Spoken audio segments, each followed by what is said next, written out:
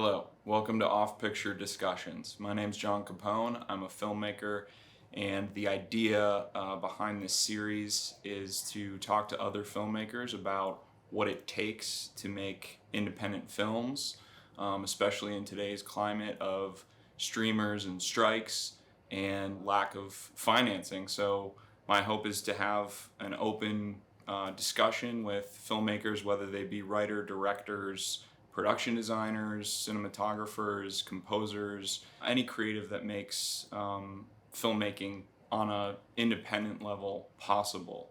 So thanks for taking a listen.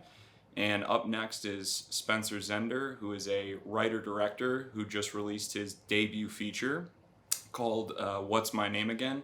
It's available on Amazon Prime, Apple TV, and a couple of the other streamers as well. I hope you enjoy this discussion, and thank you again for listening.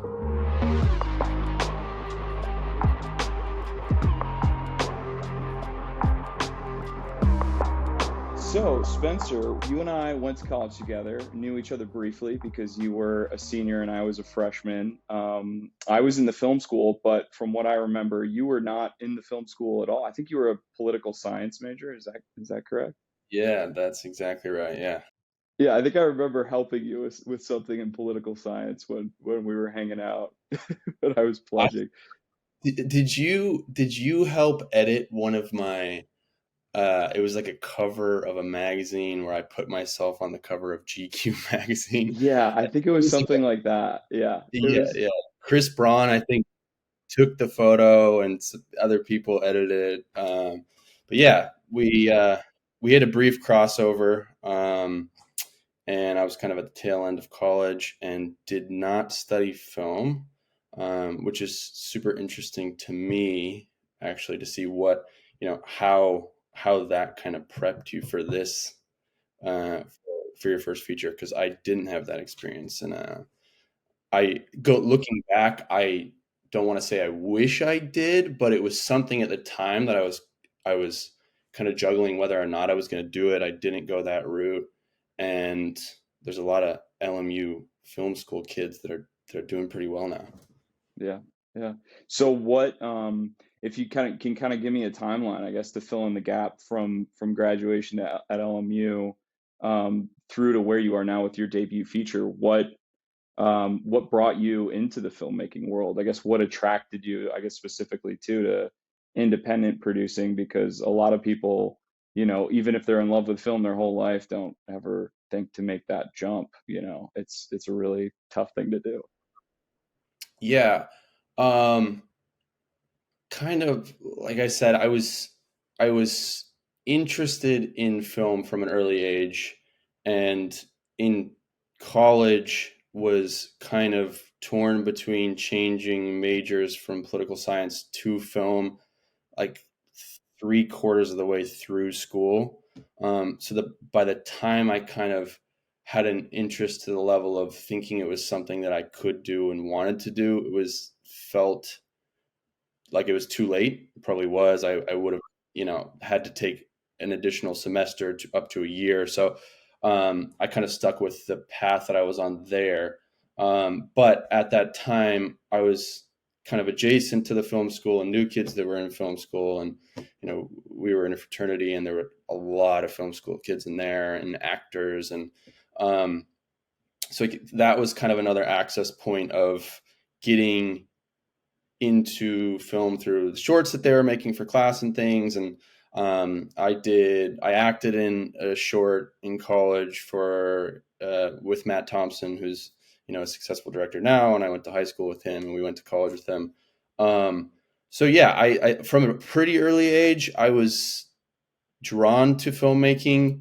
It was something that I guess I wasn't super conscious of at the time. It was just kind of like messing around. um, you know, Film class in high school. I made a couple of shorts and I shot some things with friends and neighborhood kids. But after that, it was really kind of that junior, senior year, getting closer to some film school kids and dabbling in acting classes and acting. And that was really my the big draw into filmmaking for me was acting. I graduated. I had no plans to do anything with political science, and I kind of just jumped headfirst into acting with no real knowledge of how to get into the industry or what to do there, or any formal training other than kind of some college classes. Um, but I also, while in school, had some internships, so that kind of gave me a broader view of the industry and in ways to kind of break in. So yeah, after college, jumped into acting. I did some commercial stuff right away. I PA'd on like 10 commercials, um, which really didn't attract me more into film. It kind of deterred me a little bit, um, just because I don't know, I wasn't into the commercial world really, and I was a PA, and it was a lot of kind of just physical labor. So it was kind of like, oh no, maybe I don't know if I want to do this. But yeah, from basically that point, like a year after graduation till this first feature, um, I acted in three or so features, a couple shorts, commercial stuff, and then kind of every step of the way in through acting and being on set, I just felt like I was kind of building towards my own projects. I always had kind of this pull to direct from everything I did before. If I was directing, that's what I was most passionate about, and if I wasn't directing, I was trying to figure out how to get there, or at least like figuring out, you know, why they were making the decisions they were making, who's making these decisions, how they affect the end product. So yeah, I did some acting, did a couple of my own shorts, and like a web pilot. I did some fashion film stuff directing, and then kind of built up to when I thought I was ready for a feature. In hindsight, maybe I was, maybe I wasn't, but Right, yeah, that's right. kind of the path to where I am now. Yeah, yeah, I mean, that's super cool. I always find it interesting because, being a director, I mean, there's only so many films that are made, even nowadays, with how open the field is with independent films. There's only one director per film, right? As opposed to actors or crew members, whether they're grips or part of the camera team. There's really only one director, and that's such a concentration of authority, creative authority, like you mentioned, making the decisions at the end of the day. What and this might be more of like a psychological question, but like what do you think attracted you to direct? And maybe this is attached to writing too, because I noticed you wrote the script for your feature as well. I think writer directors are kind of like, an animal, their own breed of animal, so what do you think, I guess going out into, like you mentioned, the commercial world and experiencing these different sides of, I guess, the entertainment industry, or audio visual media, what really at the end of the day kind of really called you or pulled you toward directing? Oh, that's really interesting. I think from my earliest memories of participating in film or acting, it was just, I think I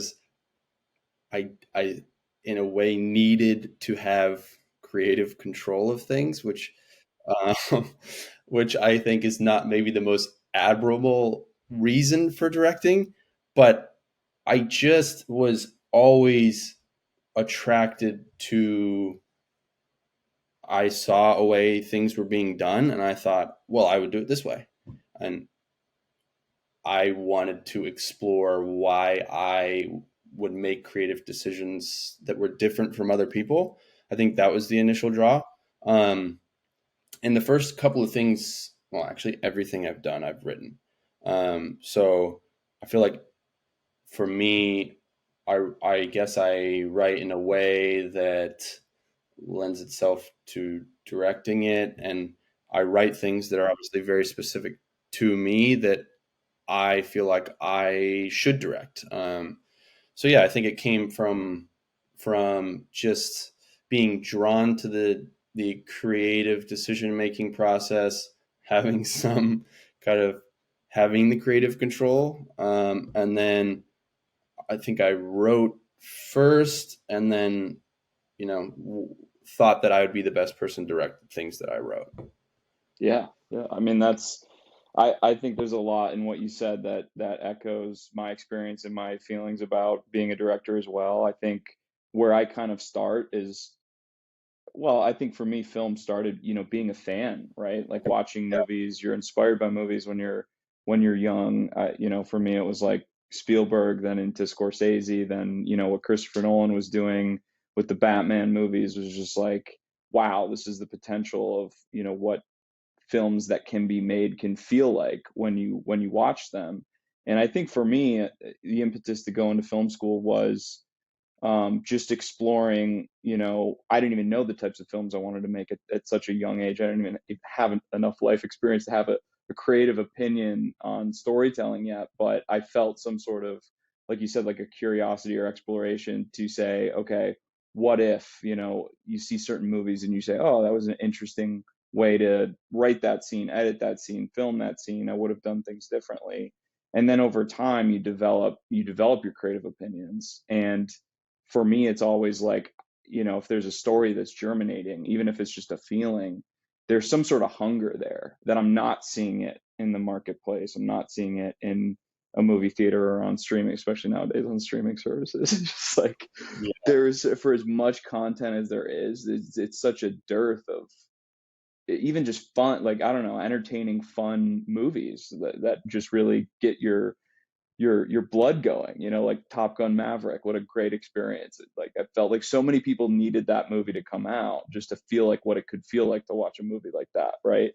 So I think for me, when I start, you know, thinking on, okay, the next project, or I always have so many balls in the air with different projects. What is inspiring me to kind of kick that ball down the field creatively to develop a project? It's some sort of like hunger that I want to tell this story that's not out there currently. So I yeah, thought, yeah, yeah, felt that was very similar. yeah. I like what you said about Top Gun. I feel like maybe it's because so many films are being made to display on screens this size that we're on right now, or within the confines of your home, that like filmmaking has changed in that way, that to me it's just less exciting because there's the gap between films that are made for TV and for theaters, and the films that are in theaters are so different than what they used to be. So yeah, I do think that's kind of a driving force as well. As there's, it seems like right now there are more opportunities than ever in film, but there's also kind of, it seems to be that there's a funnel of what is getting made. So it's a exciting time to be a filmmaker, but it's also, there seems to be more challenges because of the saturation in the market. Um, Yeah, which, from both of our experiences, it seems like we know a lot of people that have films releasing this year, which is pretty wild. it's a good thing. Yeah, yeah, It's amazing, and if you look at the history of film, like there wouldn't be this many people from our class, or the 4-year class right, that right. separates us, that are directing feature projects. So Yeah. um, Yeah, you no, can it's super impressive as a whole. I think it obviously speaks to LMU, but yeah, the whole sort of organism of, like, film schools and people who, even if you, like yourself, wasn't in a film school, but like you mentioned, or wasn't in the film school at LMU, but like you mentioned, you were around guys who were, and girls who were in the film school, and there yeah, was a creative energy around that. And just the fact that there's that diffusion of inspiration and passion, and how I think too, like you mentioned, it is, there are opportunities, there are ways to finance. And I want to talk about the funnel later on, that you're talking to, some of the, like, the barriers of getting your film seen, as an independent film. But I want to learn more about your film. What's My Name Again? It's called, and it releases. We're recording this on July 17th. It'll probably release next week sometime, so it'll already be out by that point. It's out. I yeah. think it comes out tomorrow, right? tomorrow, July 18th. Yeah, Uh, it'll be on Apple TV, I believe. so yeah, we're doing the transactional window first. We're going to be on Amazon. We're going to be on Apple, Vudu, Google, Vimeo, and then it's on cable platforms, which I don't know exactly all the platforms. I think there's like about 9 or so cable platforms, um, Verizon, Fios, things like that. But yeah, um, what's my name again? It's a coming of age dramedy set in San Diego in the 80s, and it's loosely based off my father's kind of sordid upbringing. So it's pretty personal in that most of the characters are family or people that I've grown up with. But it is about this 17-year-old um, that is choosing his last name before his 18th birthday. So his mom lets him know the day of his birthday party that his adopted father's last name was never filed. So he's been kind of built this identity under this his adopted father's name over kind of the past 10 years, but the paperwork was never filed. So he's kind of confronted with the choice of choosing his biological father's last name, his stepfather's last name, or his mom's current husband, his second stepfather's last name. Um, all three of which have had kind of an impact on his life and have kind of come in and out. So yeah, it's him confronting this decision of legacy and identity and kind of a path between these three father figures over the course of 72 hours in high school. Very cool. That's I mean, I can't wait to see it. I remember watching the trailer and getting that sense from it. And yeah, notice how you had like a very specific style, it again, it separated itself from I think a lot of like the comedy, dramedy stuff that's either on Netflix or Amazon Prime stuff that the streamers are making, and it had a very, personal, heartfelt feel to it. The characters felt very, this is all from the trailer, obviously getting this. The characters felt very uniquely drawn, and the situation, obviously very specific. I could tell it was Yeah. autobiographical to some degree, but that's interesting. I didn't know it was about your father. That's very cool that you're kind of telling his story. Yeah, it's very loosely based. It's kind of a time period in his life that would have been over, 8 years, and it's been whittled down to 72 hours. And there's a separation between the real people, but the core of people and events is there that originally inspired me. So it's very loosely based. But I do I do really appreciate that you said that there is a specific style to it. Um, because I think as a filmmaker, that's what I'm most attracted to would be style of directing. Like my favorite directors are my favorite directors because they have such a specific tone, style, point of view. So that I think is something that I really wanted to showcase in this project is okay, here's a style and this is what I'm interested in. Um, so even that coming across in the trailer, that's cool to hear. I appreciate that. Yeah, yeah, of course. If I could ask you, what were some of the influences, stylistically, tonally, like you mentioned, finding this particular tone? Because it's always interesting. It's like, I think when you're starting out some of your first films, you're interested in like playing with things to kind of figure things out. You don't really fully have your mind wrapped around. I mean, this is speaking from my experience purely. I'm like experimenting with different styles that I find attractive, that I think communicate certain things that I'm interested in. And they might require tweaking. But I think that's what style and tone, they're like tools to impart a certain feeling on the Yeah, audience, right? So what for you were some of those influences, maybe some of the films you watched that influenced the style of What's My Name Again? I think for specifically for this, it would be Silver Linings Playbook.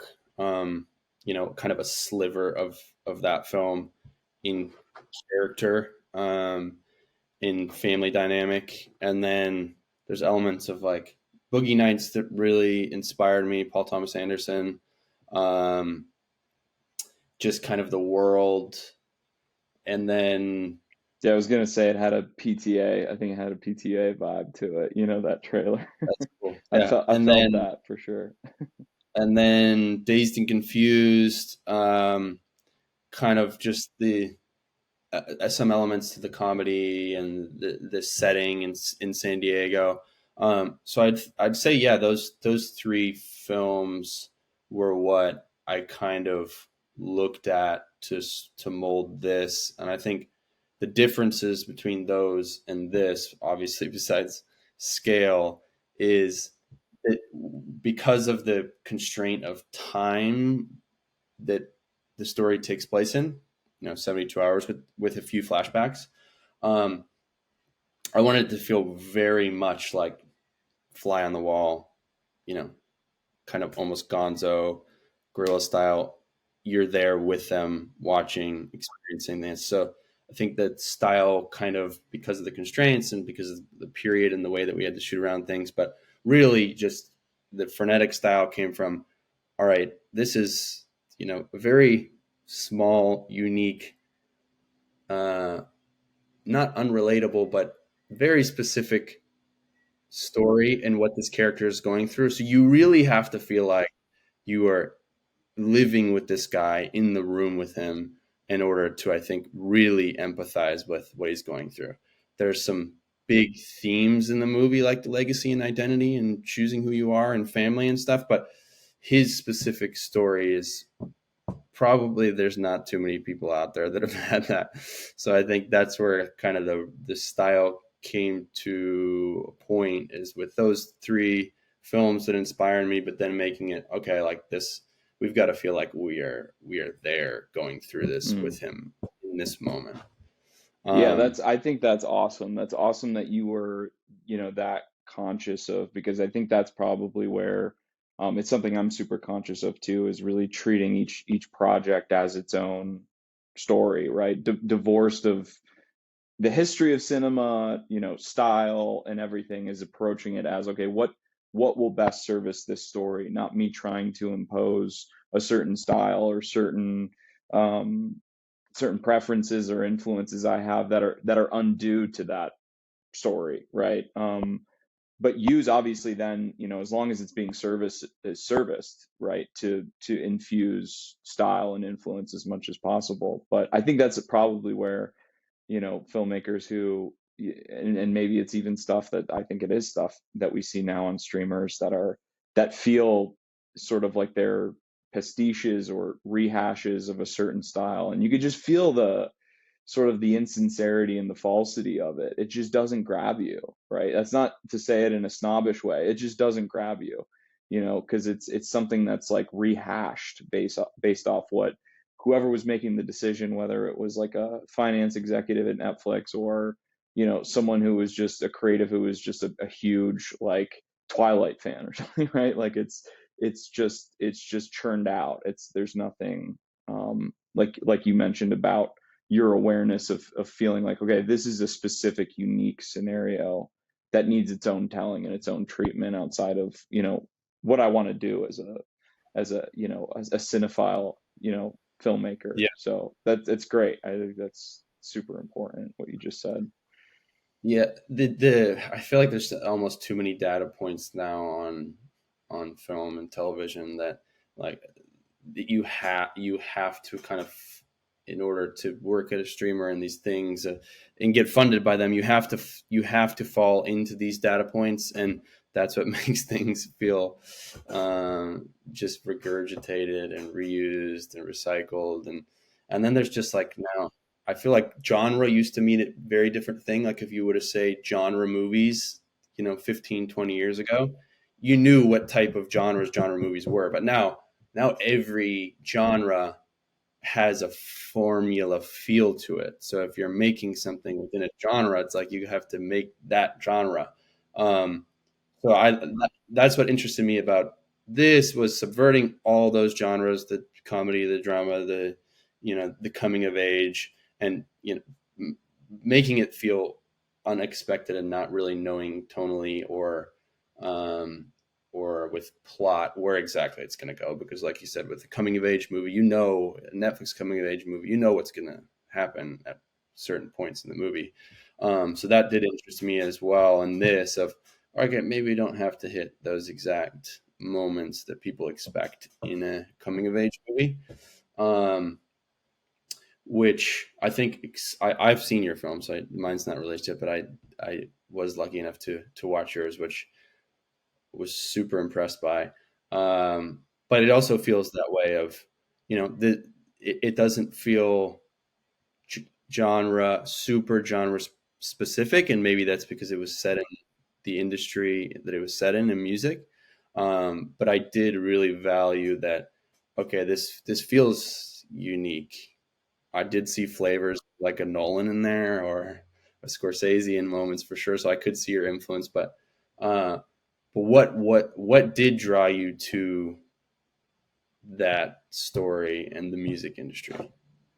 Oh, yeah, Neon Bleed. Oh man, well, I think I started developing Neon Bleed like a month or two into COVID, and it really came out of the necessity, which is a question I wanted to ask you after this as well, is, how much of your writing process influenced, or I'm sorry, how much of being budget conscious as a producer influenced the writing process? So, for me with Neon Bleed, I had another script I was trying that we're actually going into financing now. That's more of a $2 to $3 million film. And when COVID hit, obviously with those types of resources, you're going to need a production company, sales agents, minimum guarantees, talent. Yeah, So, with COVID hitting, it was like, oh shit, is this going to set my career back even a year, but like more realistically, 3 years, 5 years? Like yeah, I can't, I just refuse to um, feel like there was that halt in momentum that I felt like I was building to that point. So writing Neon Bleed, developing Neon Bleed really came out of a necessity to just self-produce, right? Bring everything in-house, take over the entire process, the finance, the producing of it, hiring people, putting up the whole production, right? And we would just to get a film in the can, really, and then we would figure out distribution after that. But what interested me in the story is I felt like I think I'd watched a documentary on Justin Bieber, and he explained his whole meltdown that he had. I think it was in summer or fall of 2017, and I just became really interested in these pop icons who have so many followers, and really, even if you're not a fan of them, you know who they are. And I think in 2020, with the pandemic, and then with the social unrest that was happening over the summer, there was this incredible pressure for celebrities to take responsibility about social issues and say mm, something on social media. So I thought, well, this is an incredible amount of responsibility. It's like we look to public figures, celebrities specifically, to be like a moral authority in a lot of ways. And my gears just started turning with, because I love old films like Sweet Smell of Success, and these older movies that deal with industry corruption, and they mm, call them like the backstage expose subgenre, where it is an industry movie. Even Star is Born has flavors of this. Is you see how people are angling, and everyone wants something, and they need to get yeah, it from each other, and there's this industry climbing the hierarchy. And then I fell into movies like The Player, Robert Altman's The Player, which would kind of brought that sort of idea of like a backstage industry movie into the more like gritty, even like perverse crime, like sensationalist crime, quirky crime drama. So it was kind of like an amalgamation of different things, and we created four original songs for it, and all in mind of like, okay, similar to you, like the fly on the wall thing, and mm, that being a way to create a style that was self-contained, that we could actually produce it for not an insane amount of money, that it was realistic to wrap our head around the financing for it. So contained locations, really writing it as an ensemble piece where it was almost like a play, certain scenes, carried on in like a play-like form, but the characters were drawn specifically that you were engaged. You didn't need like a big action sequence to, you know, Yeah. to get you back into the film. So yeah, that it was just a lot of different elements, right, that came together. But it was really, the impetus was the producibility of that. So I'll, turn that question around on you. How did you take this story that was obviously very personal and decide, this is going to be my debut feature, I'm going to raise a certain amount of money, this is the feature I'm going to produce as my first film. What was that decision like for you?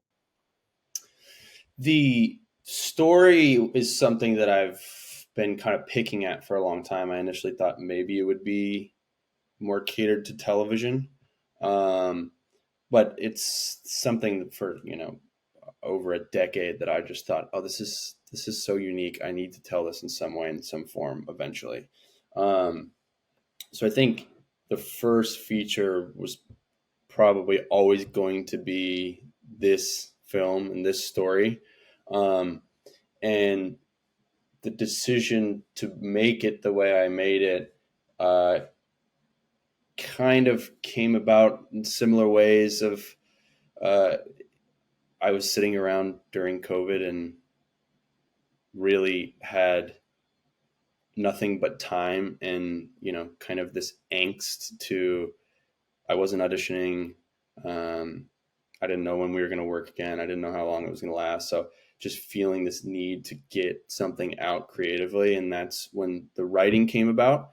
But before that, I was trying to build up to a first feature. Like I don't know if Jason's another mutual friend of ours who has a film out right now, but back in New York, Jason and I met up a few times with a few other buddies and kind of formed this like idea group of, hey, we want to make a feature eventually. Like, what could we do together? And Jason kind of split off from that point and did his thing, and I kind of pitched this idea of doing it really small. What's my name again? Really small in New York, which Mm, is completely inauthentic to the real story and what the story is now. Um, but I just really had this drive and desire to make something really small. It didn't matter the scale. I just wanted to make a feature, and I really wanted to tell this story.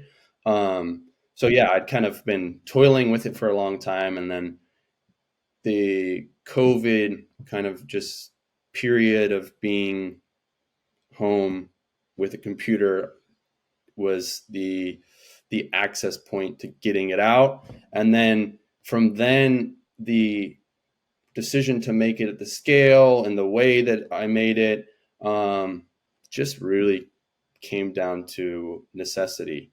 I knew it was going to be small. I never really had um, the the desire to shop it, um, and that's probably because I just didn't have I hadn't optioned or shopped a script before, and I hadn't directed something of any sort of scale that would probably merit me directing my first feature. So I always knew that this was going to be ultra low to micro in that world, kind of a Talking Heads, Clerks type film, a mumblecore type film. That was also kind of loosely the inspiration behind it, but it was always going to be really small. It was always going to be somewhat contained and pretty scrappy. Um, so I knew that going in, and then basically the financing of it was just, hey, let's get it however much money we can get. Um, I would have liked to make it for more money, as we all would. The budget was pretty sparse, but that was also super exciting. And I think for myself as a filmmaker, I think I kind of needed to do it on that level. Um, and I don't want to necessarily do that again, but I think I learned more doing it that way than I would have if I had, more access to money. Um, but yeah, it was written small, it was written contained, and I think in hindsight, maybe writing it so small and contained was a little bit of disservice. I think for the next project, I would write it as big as I wanted it to be and the story should be, and then I would taper it from there. Where this, I went into it writing it small, so to speak, and contained and with limited locations, which helps you in a practical way. But I think sometimes was limiting creatively. Interesting. Interesting. Yeah. Yeah, no, I mean, I think it's, you know, overall, I think it's such a, I mean, there's so much personal, just outside of just being a filmmaker. There's so many personal challenges that come along with producing your first feature film and being like the head producer, right? Where the buck stops with you and you're in charge of keeping the energy and the engine of just the production running, right? Because if you don't wake up and decide to do it, no one else is going to, and the film's going to fall apart. So I think there's, I agree with you, 100% in that way of like, there's just so much you learn and there's so much opportunity for, I think just growing as a filmmaker, just throwing yourself into it, just jumping in and not having everything figured out, not having obviously being as specific as you can with your vision and making sure you have things worked out from that point of view, but being open to, a location might change, an actor might fall through and you might have to, recast that part, or, you might just your day might get pushed. And just all the different variabilities that come with producing any film, but you being in charge of it to learn that type of management of a set and a crew and a vision, not compromising a vision, knowing when to compromise, but not compromising, the story that you want to tell. And it's just so formative. If you ever, it's like you come out of it being like completely gassed and you never want to do it again, or you immediately get addicted to it because there's just this, it feels like such a victory in so many different ways. I tell people this all the time, is like my true love of filmmaking evolves because with each project, this being my first feature, but doing shorts, I felt like I've been building, and you understand project to project how complex a film really is. It's like you think it's Mhm. complex on one project. The next one, there's obviously different problems to solve, but you see it's like mathematics. You see this like beautifully designed. I'm not even a math person. I just use that as a metaphor. But you see this like beautiful machinery that filmmaking is. It's operating on so many different levels, department to department, but then just everything spontaneously happening at once, right? Like everyone shows up to come together and coalesce a creative execution just in one moment when the camera rolls. There's so much that goes into that one moment. And then obviously the different stages of production, there's different people involved in different times. And it's amazing. It's just an amazing, I guess, art form for the pure execution of doing it. Just getting it done and having something to show for it is Yeah. just, it's a really kind of a minor miracle.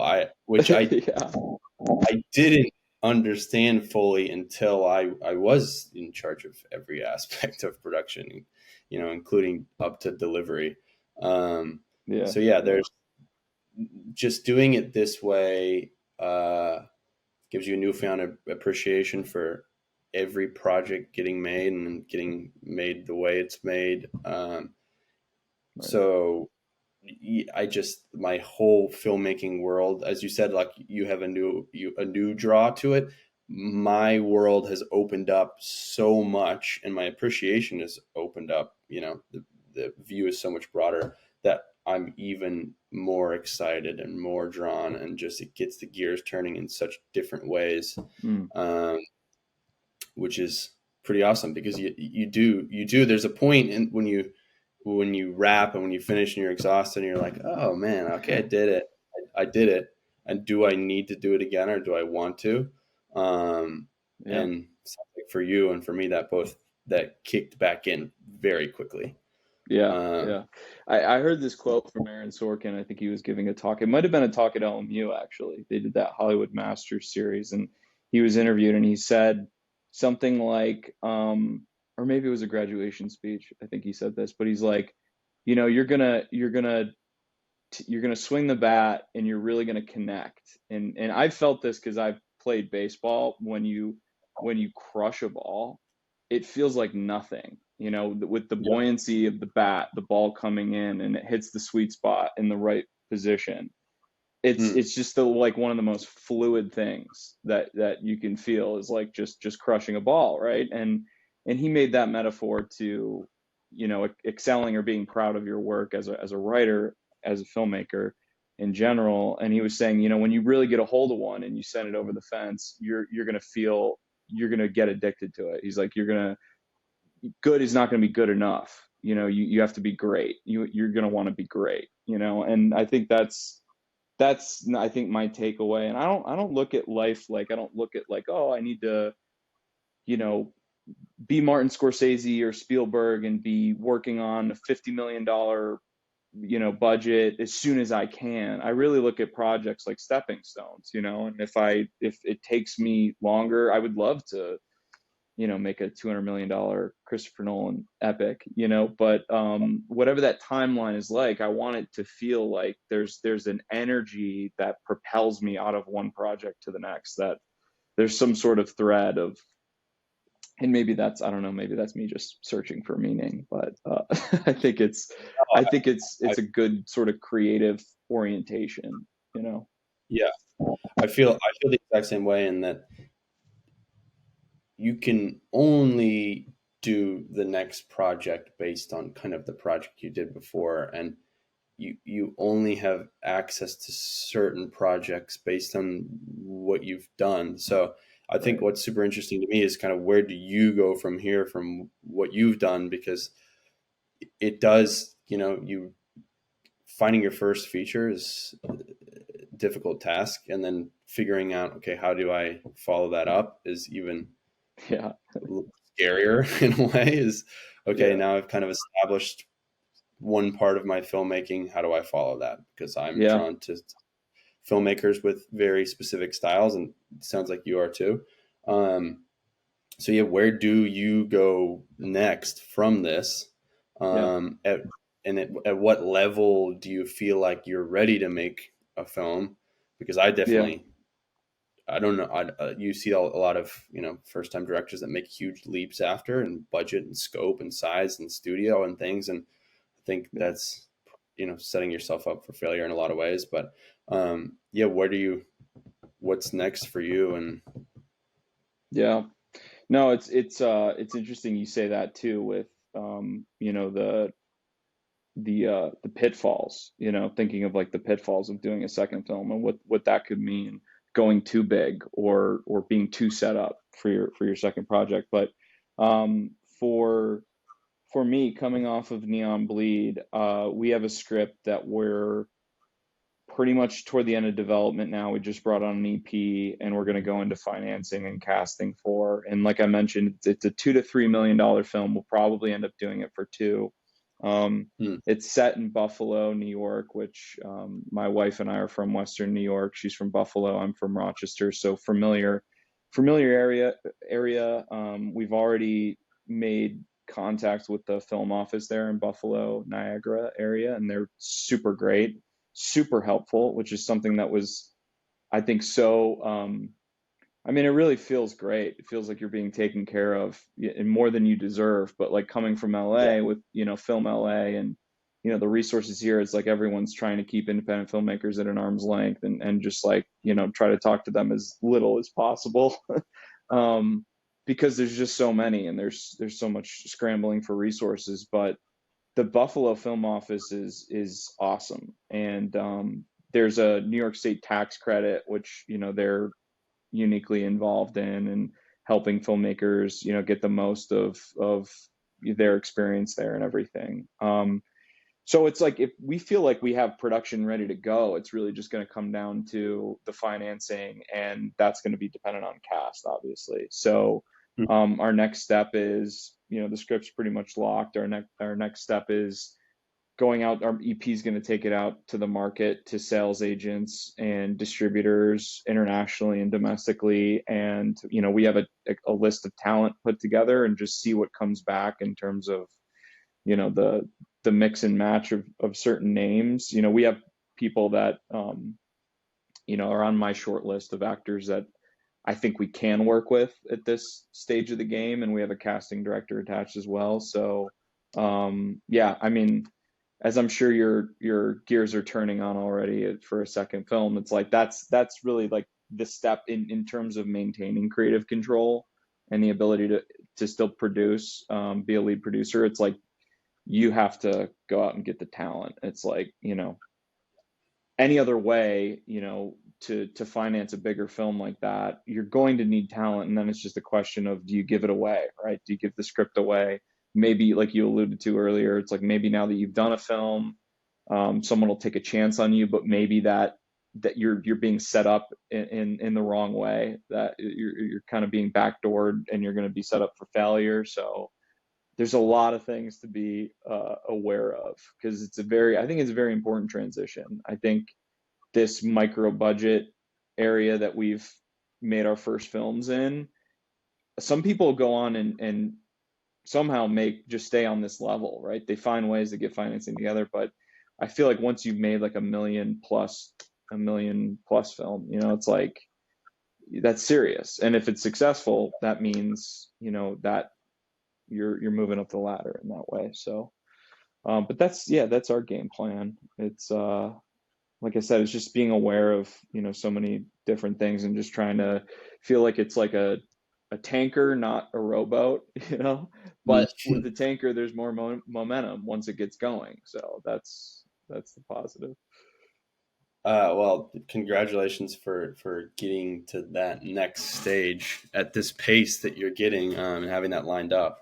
I still feel like I'm I can't quite find shore in that I don't I don't have a project that's I'm ready to take the flag and stick it into the ground yet. I've got a few scripts that I didn't write, so I think there's that decision of, do I want to direct something that I haven't written, and if so, is that something that I'm going to champion and also produce, or would that be something coming from more of a significant offer from a bigger production company, or a Netflix, a streamer, a studios, and so forth. Right. But yeah, that's really cool, man. Congratulations on getting the gears moving on that. Thank you. I Um, mean, as you know, it's like, it's just, you can't give up. You got to keep pushing, and then with every, there are wins along the way, which are really important, and those are sort of like your footholds. And again, like, time is not an issue for me. I'm lucky enough to have another source of income and to support the family, and I really view, again, just viewing this like as a sort of like a life path more than just work or a career. It's something that's important innately, to express through this medium. It could have been music, it could have been painting, and maybe it maybe it should have been, because it doesn't require all of this yeah, coordination with other people. But it's just a fascinating medium, and I consider myself, that's the thing, and I'm sure you would feel the same. It's like, you consider yourself lucky to be gifted to a certain degree, to write, to be able to finish a screenplay itself is just it's a huge feat, just to write a screenplay that's halfway coherent, right? And then to get a film under your belt is huge. So I mean, yeah, congratulations to you. I can't wait to see the film. Maybe thank we'll you, watch man. it tomorrow night on Apple TV. Yeah, Super dude. excited. I would love to get your thoughts on it. Yeah. Which brings me back to Neon Bleed. What would you say? What would you flag to talent or financiers or producers uh, in Neon Bleed that you want to carry over as a director? What in your writing or your storytelling or directing is, okay, these are the things that I did in Neon Bleed that Mm. I love, that I'm super proud of, and this is what I want to continue doing. Yeah, no, for me it comes down to the character driven nature. Like my brain goes all over the place genre wise. I Mhm. love kind of dabbling in different genres, and exploring the potential that genres have as like tools to again like impart feeling, Yeah. in the same way that tone and style does. But to me, it's all about character, you know. So if I didn't have this burned out pop star who was just on the verge of killing himself, of imploding from all of these different pressures, was there it was the manager or the tycoon or the family members that came into his life. If I didn't have that strong interest in exploring someone who had the weight of the world on his shoulders like that, I wouldn't have had a film. It was a Mhm. mix of genres, and I thought that's what was unique about telling that story. The next film's very different. It's more of like a straightforward family drama. It's not really genre at all. I think if there's any carryover with style, it's certain like suspense, more psychological POV elements to the filmmaking. But it's more in the vein of like Manchester by the Sea or Good Will Hunting, like a New England drama film called Revolutionary Road with Yeah. DiCaprio and Kate Winslet, set in the 50s. But this is a modern day telling. So, but very sort of not constrained scope, but the storytelling is very simple. It's about a family in upstate New York. Ordinary People, Robert Redford movie Hmm. is a reference as well. So yeah, no, it's really like the intimacy to me is what is so interesting. I can watch films like Revolutionary Road and Manchester by the Sea all day long. I think it's just Yeah. there's so much nuance and interest in just subtle character moments for me. But yeah, what Beautiful. about you? Do you have anything currently in the works? You said you're thinking about whether you're going to write something or take on a project from another writer. Yeah, I've got access to few a few scripts that um, writers have trusted me with. I'm kind of, and that's something that I would probably approach in a similar way to What's My Name Again, and that they want me to direct and be the lead producer uh, on the project. I'm also working on something that I think is a little bit bigger of a scale that I wouldn't necessarily want to take on as the lead producer. Um, Hmm. it's budgetary a little bit bigger, but just the scope thematically and the world is bigger than Yeah. what I did with What's My Name Again. That's very intimate in setting, in character relationships. It's pretty small. It's intimate, and this is broader, larger, scarier in a lot of ways. So Yeah. it's Yeah. something that I want to champion as a writer director, not necessarily as a Yeah. producer. And then these other scripts are things that I kind of more in the similar wheelhouse of, okay, that this could get done on a smaller budget. They're more contained. Right. Um, I would be able to showcase similar things that I did with What's My Name Again, and things that really drive me, as you said, character, but really relationships. Like Yeah. I love the relationship dynamics of these scripts that I kind of have options to. So yeah, Cool. it's I think it's figuring out, do you piggyback this into something of a similar scale, or Right. I go on just to my passion project directly after this.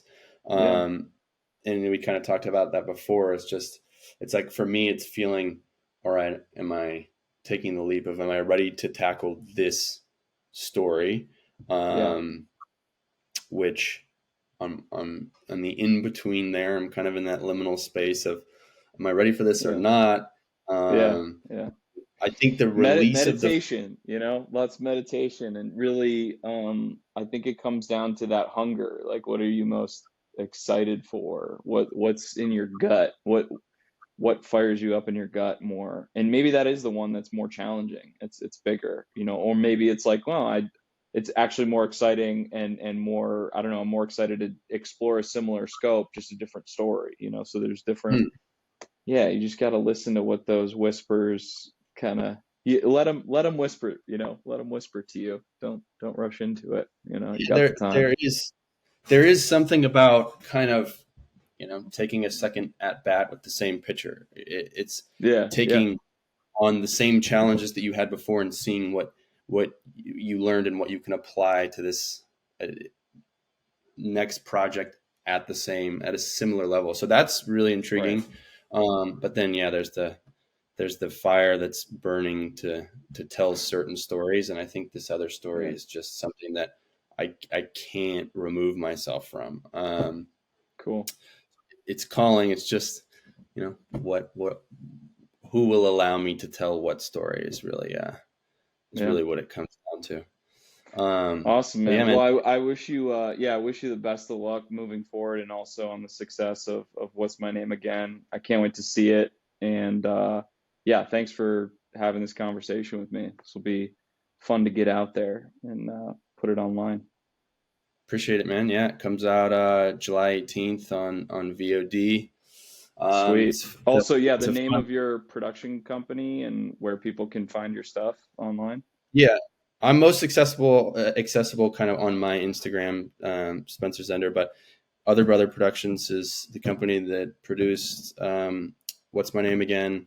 We're on YouTube, on Instagram. I do a little TikTok stuff because it Nice. seems Got to get into like it these days. you have to, Yeah, yeah. But yeah, absolutely. find us there. Check out the movie. I'm excited for you to see it. Cool. Yeah, I'll get I you my thoughts for sure. I'm excited to watch it. love the perspective of other filmmakers. And dude, I do want to congratulate you on Neon Bleed. I was Thank you. impressed. It was captivating the whole time. I thought you really, if you were at a similar budget, which I don't know exactly where you were at, but it was We just the were we production. were 210 production. It was 210, so elevated that 210,000. Yeah. you would never know that it was in this, SAG kind of ultra low budget Yeah. range. Yeah. So yeah, Good. That's man, good to hear. Good you to did hear. you did it, you did it, you killed it. Um, Yeah, just keep moving forward, but it is something that, yeah, we're super proud of as a first feature. You feel like you executed stuff that was in your head, and I think that's the key, is to, even if it's a few scenes, it's like, wow, that was top notch. That came out really, really smooth. So yeah, no, I appreciate those kind words. Thank you. yeah, man, and thanks for making this happen. It was You great got talking to it. you. You got it. It was good to see you, Spencer. Thanks again. All right, brother.